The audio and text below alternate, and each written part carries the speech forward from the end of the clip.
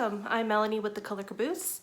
If you are new here on this channel, I'm into upcycling, junking, trash to treasures, turning discarded or unwanted items that would probably end up in the landfills into useful items that you can use around the house or something unique for your home, because who doesn't love that? If you're into those kinds of things, you might want to consider subscribing at the end. I would greatly appreciate that. Today we're going to go on a junking adventure to an unconventional place, the automotive scrapyard. And I had the pleasure of being accompanied by the one and only Melanie from Vintage Makeovers with Melanie here on YouTube. We both went on a junking journey. I knew she was the one girl who would not shy away from getting her hands dirty in a very hot desert day in a junkyard of all places, and she didn't. So without further ado, stick around, check out our junking process, what we picked, and how we upcycled. Hi, Melanie. Hey guys, what's up? I'm here at You Pull It in Albuquerque, New Mexico, and I'm here with Melanie. Mel. Hi. We're gonna go in and see if we can find anything cool, and we will take you guys with us. You ready? Here we go.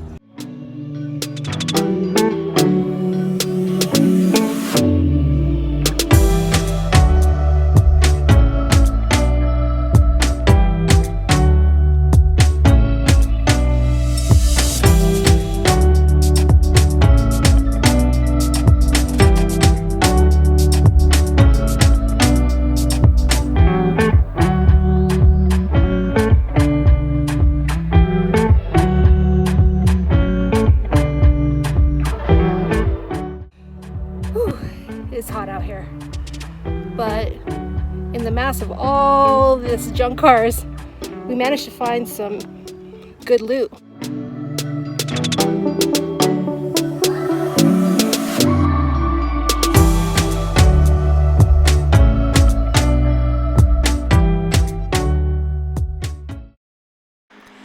These 4 gas cover doors are what I'm going to be using for my part of the junk pick to transform into something. And I thought about it for a while and said, you know what, why not? Let's try to make a desk. Here's my very, very rough sketch of my design. It just helps to throw something on paper so I can have an idea when I go to the store. And here we are, getting some materials. I needed to get some supports for the middle and some side pieces, and I got very lucky because these are exactly 5.5 inches tall, which is exactly the height of wood I needed to clear the door.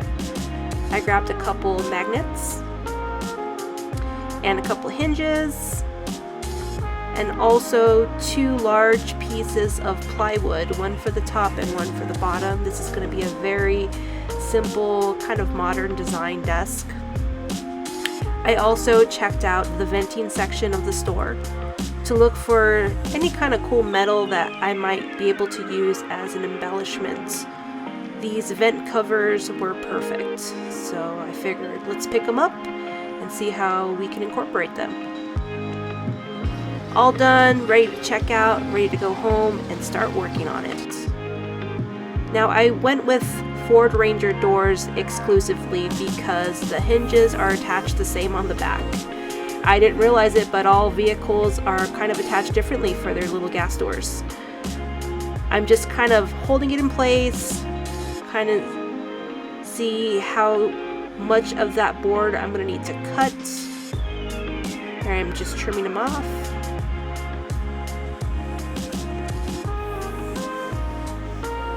And I just clamped them into place. There's no screws or glue just yet, and I want to make some marks on there based on how they're going to be sitting, so I know exactly where to trim off for the hinge to open and close and where to make my holes for my screws. I just trimmed out with a little handsaw and then chiseled the rest of the way. There wasn't much that I needed to take off.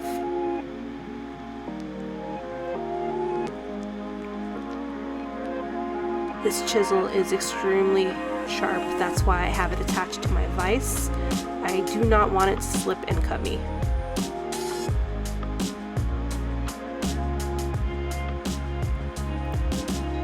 taking off the rest of that little bit of material with just a little file.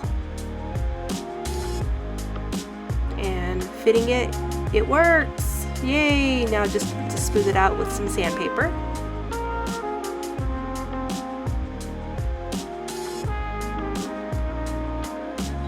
And make those holes for those screws.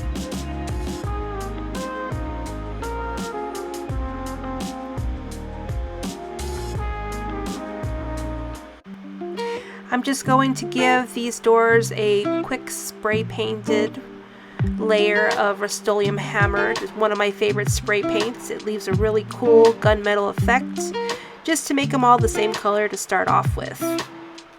I love all those little divots, and I think it's going to look really good. Here's a couple other things that I'm going to try to incorporate. This old wrench and these old railroad date nails. Date nails were used in a lot of different things like telephone poles and sometimes even windows on old homes. Now that the backer's attached, let's put everything together. Here's the thing that I got on my mind, how the world's making people go blind. Solitary, ordinary, don't sit well with my gut. It's so strange, I'm not holding my tongue. Radio making me feel so numb. Stolen beats, they're on repeat, but come on, don't we all wanna be someone? God, it's killing me, but I just wanna be a millionaire, a millionaire. You're my worst enemy, but I just wanna be a millionaire, a millionaire. 18 karat stuff just to feel it. Pretty diamond rocks 'cause I need it. God, it's killing me, but I just wanna be a millionaire, a millionaire.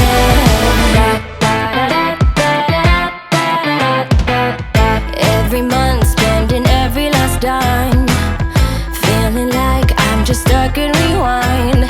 Need a change before I break, so dumb, but I just wanna be someone. God, it's killing me, but I just wanna be a millionaire, a millionaire.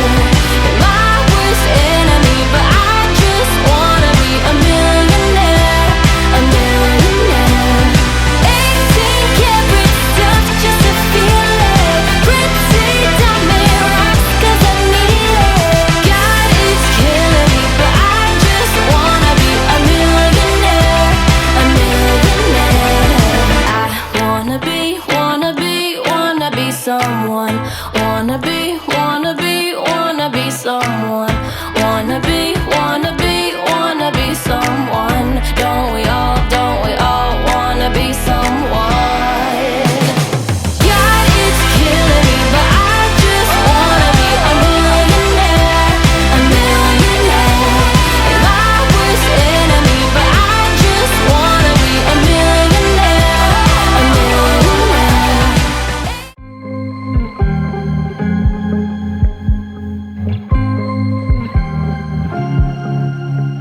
I was at the wrong place at the right time, 'cause suddenly there you were with those bright blue eyes. We were conversing into the night sky, when you took my hand, said let's leave now. Don't wanna be shy, I will let my guard down. So my original intention was to have this drawer fold up and down like this, but I made a huge mistake and I bought the wrong hardware, and it's really tough to open and close. I really don't even like it. So another option was I have these old hinges, but it means that they're gonna stick out kind of funky, and I don't like the way that looks. So when your first plan doesn't work out and your second plan doesn't work out, you go to plan C. The magnets that I bought originally just to kind of snap the drawer closed is what we're going to use to attach it. So I'm going to go ahead and put them on the corners, and the drawer is just going to kind of come off and snap back into place.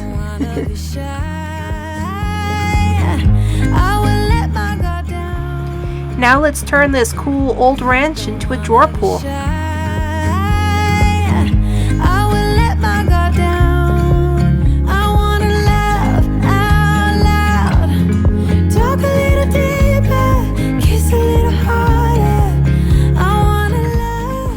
Well, before you know it, it got dark that day, and there was a couple items that I wasn't able to film, but I'll talk you through. I just went ahead and attached the hairpin legs that I got from Hobby Lobby and the top by tracing the width of the board along where it would be sitting underneath, and I evenly spaced out some holes. What I did was just drill my regular hole for the screw, and then I inset it, countersunk it with a larger drill bit. Now all I have to do is sand off with some sandpaper and blow all the dust off, and we're going to get to staining this. One of my favorite stains is this Minwax Special Walnut. Isn't it pretty?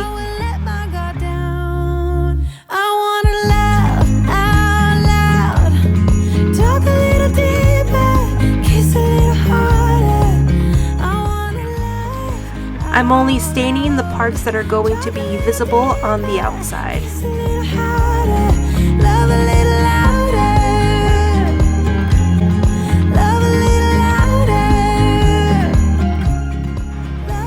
Do you remember those vent covers that we got from the hardware store? Well, here they are all nice and painted up. I added a few extra holes. They had the ones on the side already. And I'm going to attach them to the desk on the side with some of these old brass screws. I love to pick up old screws like this whenever I'm out at yard sales or estate sales. They come in handy when you're working with older furniture. With those bright blue eyes, we were conversing under the night sky when you took my hand and said, let's leave now. My son asked if he could help, so I had him trim the heads off of the date nails. Now for the fun part, painting. I took DIY Paint's weathered wood and cut it in half with water. So I'm going to just apply it here and do kind of like a wash to give it a more aged look. Just darken it up in certain areas, spreading it on generously, and then just rubbing back what I don't want from certain places and working it into the wood at the same time. Layer by layer, just keep putting it on until you get the desired effect that you're looking for.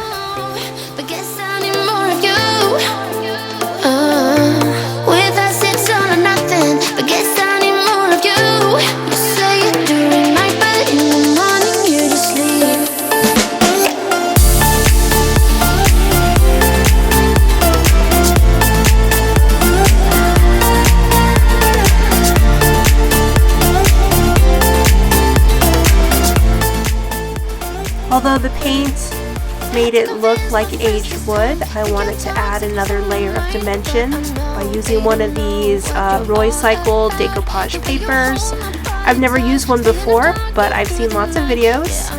I'm just wetting around with a damp brush to kind of help me tear off the edges and make them look a little more natural. I'm going for a really aged look, so anything I can do to kind of add to that effect, I'm gonna do it.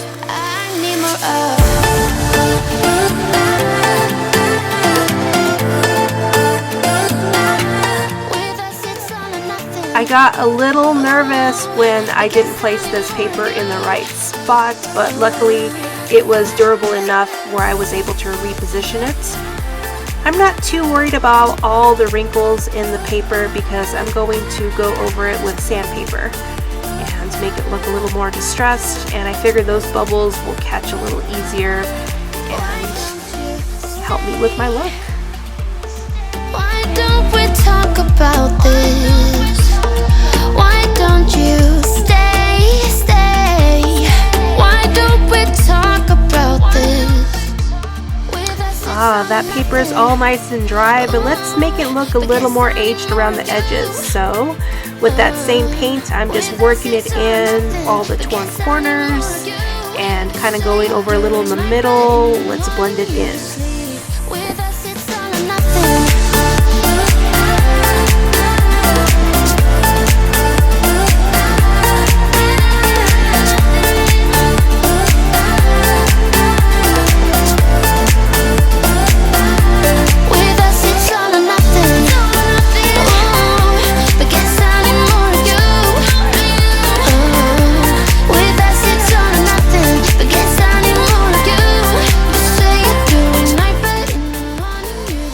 I'm liking the way that's looking.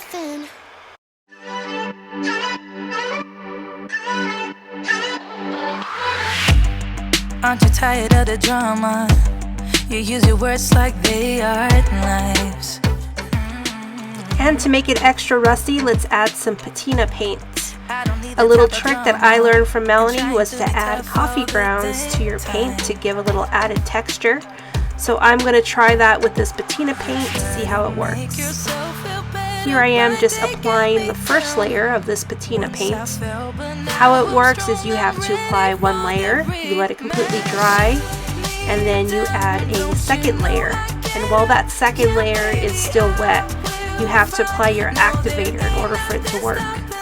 I'm just putting it along the edges, kind of making it look dripping down over those screw heads so they look like rivets.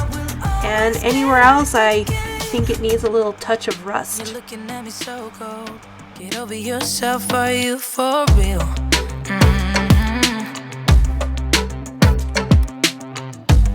Why are you looking at me so cold? One's love is now we're enemies. The first coat is completely dry. Now I'm adding the second layer of my patina paint, not mixed with coffee grounds this time, all over where I placed the first coat. And I never added a first layer of copper, but I figure, hey, if I add a little bit, maybe I'll get a little bit of green. So I'm just going to top it off here. It may work and it may not work. Spraying it with the green activator all over the rust, and then for the copper I'm just dabbing on a little bit of blue activator to try to help that along as well. I'm kind of excited to see if this is actually going to turn out.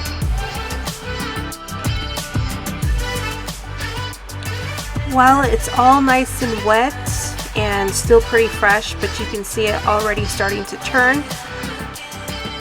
It looks as if the copper is going to work, and it's kind of dominant, so I only put the rust patina on the transfer parts because I didn't want too much green there. Now all we have to do is let this sit overnight to get the full effect, and we'll come check it out in the morning.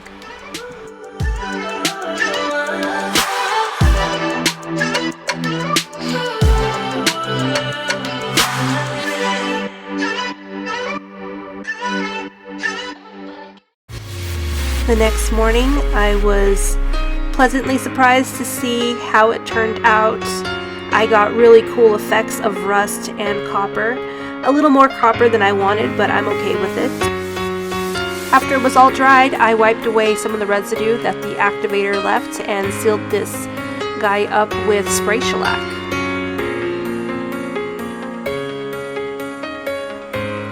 In case you don't remember what we started with, here's a couple before pics to refresh your memory.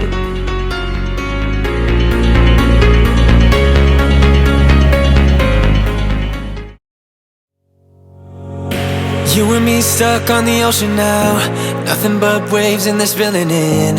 I wanna dry up but you just keep on going, don't you?